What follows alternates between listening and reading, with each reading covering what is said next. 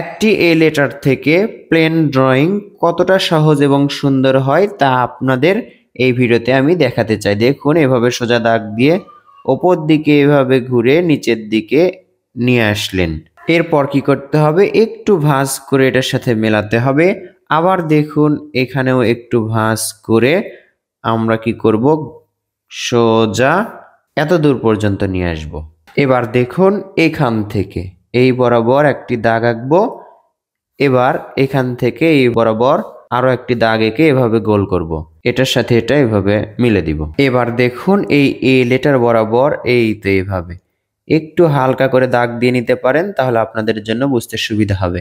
এখান থেকে এই বরাবর, এখান থেকে একটা সোজা দাগ হবে এদিকে, এবং এখান থেকে আরো একটি। এই পাখাটা কিন্তু একটু বড় হবে।